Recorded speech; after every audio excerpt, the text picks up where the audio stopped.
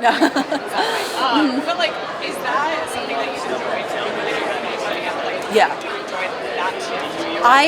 I think some of it too, just that aspect of getting to like move over terrain at different paces has always been really fun to me. But I think I'm trying to look at it as like the sport is like how you most efficiently can move, and like obviously I'm trying to do it fast, and that's why rather than coming back, because like I haven't raced a marathon in 2 years, but the reason that I wanted to run New York is I feel that that aspect of speed is going to be very important for some of those longer distances, and I feel like both of those things are important. It's not that, especially now as ultra is getting really fast, you can't just be a mountain runner, you can't just be a speed runner, you kind of have to do it all. Yeah. And when you last raced in New York, you were what of it? Yeah, I had 2 broken ribs going into it. Yeah. Not nothing. It was not good. Yeah. I mean, obviously, hoping that your ribs are all intact right now. But like, Knock on wood. Yeah. We've still got 2 days. How is the preparation different, both mentally and physically, coming into this? Yeah, so much. When I came in 2021, I was thinking of New York as like an add-on to the Olympics. Like everything, I had poured my heart and soul into that race. And so I actually had a bit of a crash out after the Olympics of just having to continue training really hard after I was like mentally in a hole. I was physically in so much pain. And so I really approached the race as kind of just like fully sending it, being like, I don't even care how I feel. I just want to like get to the end of this race. And I raced really well, but I think it then like, I mean, I didn't finish another marathon for 2 years after that. Like it took a lot out of me. And I think it's been really a flipped world going into this one because I'm using this New York as a building race for future races ahead. Like I'm not at the pinnacle of fitness right now, but It's got to be kind of, I mean, it's a different place to race.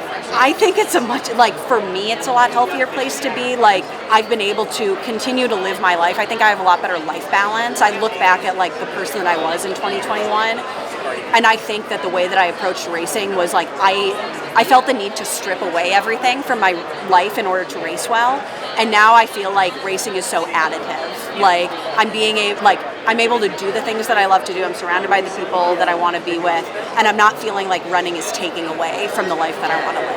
Do you miss doing as many like tune-up races? No, honestly, part of the reason that I also want to switch to ultra, I just straight up don't love a road 10K or a half marathon. Like I never really do well in my build-up races, and I want to get to the point where the marathon kind of is the shortest distance that I race, because I don't love that kind of like just like it's a very different system that I feel like is very destructive on my body. And so like I personally don't mind not having a bunch of tune-up races.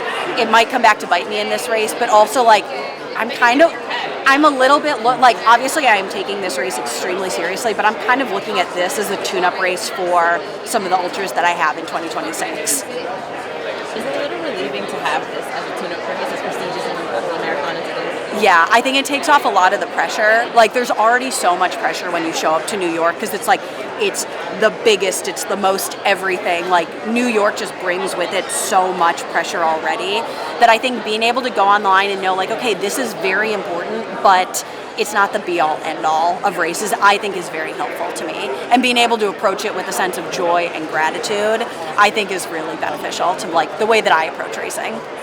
Course high fives, things like that. Hopefully course high fives. I'm going to have like a big cheering contingent out there. I think I really want to be able to enjoy like what this marathon is, because at the end of the day, New York is just very fun. How excited are you to take in the environment without like that added pressure that you usually would put on yourself? Oh, I'm so excited. Like I think just getting to go through the 5 boroughs it's such an experience. Like there really is nothing better than this race. And so I think I'm trying to look at it as just like, obviously I'm going to fully send it as hard as I can, but also being able to just enjoy the absolute 26.2 mile circus that this race is. So in terms of the training, and this isn't your number one race, like what does the build to this look like, and how is that different than maybe past years? Yeah, so mileage was a little bit lower in the past. So in the past, I've done like 130 to 140 miles per week to get ready for a marathon. This one, it varied a lot more, especially depending on the terrain that I was doing, but it could be anywhere from like 90 to 115, 120, depending on the week. It was slightly less threshold than I'm used to doing. We did a couple double thresholds, but not as many. And I think a lot of the focus was so much of this was like I couldn't run for pretty much all of 2024. So a lot of it was just getting back into the rhythm of training and realizing like, okay, like it's not going to look like what training looked like at peak just because I missed a full year of training. And so a lot of it was like learning how to marathon train again. It's almost like building the mental toughness again. A little bit, because a lot of it, like it's hard to go out and be like doing the workouts, doing the long run. So I was trying to approach it from that standpoint of like learn how to train again, but also like maybe that was the biggest shift in training was making sure that I was enjoying what I was doing and not burning out, because I'm the queen of letting myself just like burn the match down and be really, really burnt out to the degree that like I get to the end of a marathon build and I don't want to run for a while after it. Like I'm not one of those people that's ever done back-to-back marathons because I would be like so burnt out after a build. I'm like, I don't even want to think about training. And I feel like I'm getting to this race and being like, I'm actually really excited to like continue the next 4 months and build this into Black Canyon. And that's been a huge shift for me. And you have some training partners that are a little bit new this time of race. Yes. And so what is it like training with them? You know, Philly has been dealing with some. Philly's been dealing with a knee injury, and so that was a really, really big bummer. Yeah, and because she lives with me in Flagstaff, and so it's like I think it's just so hard, like seeing your friend go through something like that, and because she was so fit and like so ready for Chicago, so I think that was really, really tough. But I think it's the mix of like having new training partners in Austin as well. I've been doing a lot of stuff with Bat City and Purple Dragons out there, and so I think it's really fun anytime that you just get like, when you train with new people, you get new ideas in, you get to see the world a little bit differently, and I find that is really fun, especially like the opportunity to train with people that are like a slightly different focus than me has been really nice. Even just like amongst my friends who do trail, like one of my biggest trail running partners is going to be out here watching, and so it's like stuff like that's really fun. About being a 26-mile circuit. Explain what's it like to run and how have you specifically prepared for it as well? It's quite a unique course. Yeah, it's a little bit kind of like standing behind a jet engine that's going at full force when the crowd really gets going, like coming off the Queensboro Bridge onto First Ave. When you're in the women's lead pack, because you're the first thing the crowds are seeing, there is nothing like it. Like, it's absolutely insane. And I think what makes New York really special is you have that amount of cheering the entire way. Like, it just doesn't stop. And so I feel like it's like a blessing and a curse, because it's very easy to get distracted, or like, God forbid, someone shoots a confetti cannon like right in your face, like I think Des got a couple of years ago. But I think it makes it go by really quickly, and also from like borough to borough, neighborhood to neighborhood, the cheering changes, and so it's fun to feel the vibe shift as you go along the course, because like Brooklyn is different from Queens, is different from Harlem, is different from Manhattan. Like, it's kind of wild. Yeah, and you talk about coming off the Queensboro Bridge. Lots of people talk about the mile on Queensboro Bridge being one of the most challenging parts of Fifth Ave as well. Pretty much the worst time to have that incline. Yeah. Are there any parts that mentally and physically you need to prepare for most? I think Queensboro is definitely difficult, because not only do you have to climb up, but it is kind of silent, so you're just here. Like, that's when you start to hear like who's really suffering, or like, God forbid, you're that one where you're like, I'm breathing really loud. But I think so much of it, like, there's a lot of really challenging points on the course. I think the bridges are kind of like those main spots. I think really underrated is that bridge coming off of Greenpoint in Brooklyn. Like, that one actually like really kind of gets you. But I think, like, honestly, the like final miles through Central Park, or like coming up Fifth Ave, I think I hallucinated coming up Fifth Ave. So like, there's so many challenging points on the course that you can't really like point out one. You kind of just take it as it comes. Yeah, and you said you had a lot of people cheering out for you on Sunday? Yeah, I've got like, everybody's going to be flying in tomorrow, so it's fun. Like, my family is all coming in, my girlfriend's going to be here, a bunch of friends like in town, so I'm really looking forward to it. So regardless of how the race goes, it's just going to be nice like having all the people that I love here. Thanks so much. Mom, it feels like the internet's already declared you an ultra-marathon runner. I find that wild. Well, it's all Everybody out needs there. a talking point. And somehow it's not fitting together with this thing that's happening in 2028 that doesn't include an ultra-marathon. How do the two work together?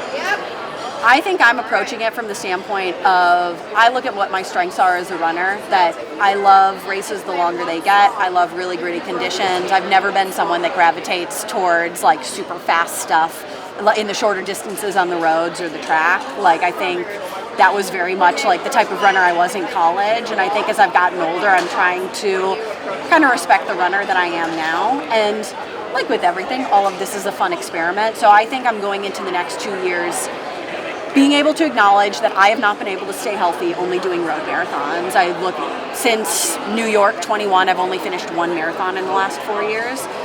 So knowing that trying to train for 2 marathons a year breaks me into pieces, I'm trying to do the type of training and events that will get me to the line healthy in 2028. So And there is still a line in 2028. oh, definitely. Yeah. I think the next 2 years through 26 and 27 will be a heavy trail focus. And then we'll see how it goes into 2028, but I think there's still definitely a goal to be getting to the line to qualify for the LA Olympics. That's always the goal. But I think I kind of want to just let myself see how I grow over the next 2 years, how I take to ultra, and what that looks like. I think there's a lot of just possibilities of what it could be, but I don't know. I love it when the running world loves to stamp you as one thing or another. Like the minute I qualified for the Olympic team, it's Molly is a marathoner for the rest of her life and she can't do anything else. Just like the way that I could only be a track runner when I was in college. And so I tend to look at running a little bit more flexibly. And I don't know, just because you run a certain distance doesn't make you that thing. I see myself as a runner, first of all. Whether I'm doing marathons, whether I'm doing ultras, I'm a runner through and through. Do you think you will run any marathons the next 2 years? The only marathon I would honestly do is New York next year, probably. Like, I just don't see myself wanting to go out and run like a London or a Berlin and get my ass handed to me when people are running like 2:12 off the front. I look at the stuff that I want to be doing of like hard, hilly races, and I look at what LA is going to be anyway. That's going to be hot, that's going to be hilly, it's going to be hard. And so I look at like, what am I doing over the next 3 years to prepare for that? And I don't know, I honestly think ultra is more along the lines of what I want to be doing to prep for it. And all this is an experiment. It's a great path if it works. And that's the thing, it's like, it's also like, yeah, it might not be the right decision, but that's like, I don't know, it's what I feel is right. And nobody else is trying it. Like, it only seems crazy until someone does it. Do you think if you hadn't been able to stay healthy the last few years, you would have wanted to stay in the marathon, or was this more like the trails there we go? I think in terms of what I actually wanted to be doing, trail running has always been there, and my success in road marathoning kept me from doing that. And I honestly think when you face struggles in your career, you have to become a little bit more creative. I find that I'm like, if I had just continued on that same trajectory of road marathoning and being super successful at that, I probably would have just stuck with that and been a little bit miserable. So it's that kind of thing where you never like want bad things to happen, but I think I'm grateful for some of the struggles that I've had because it's pushed me out of my comfort zone and made me approach the sport a bit more creatively in a way that I probably wouldn't have done otherwise. What would be a good result for you on Sunday? I think a good result for me on Sunday is being able to finish feeling like not only that I ran a solid time, that I was able to be dynamic, that I made moves, that I felt strong going through the race. I think I'm trying to focus less on like a time-based or place-based goal and focus on not like totally oversending it the first half and then having to crawl to the finish. I really want to finish feeling like I raced well. Thanks, Molly. I'll be watching.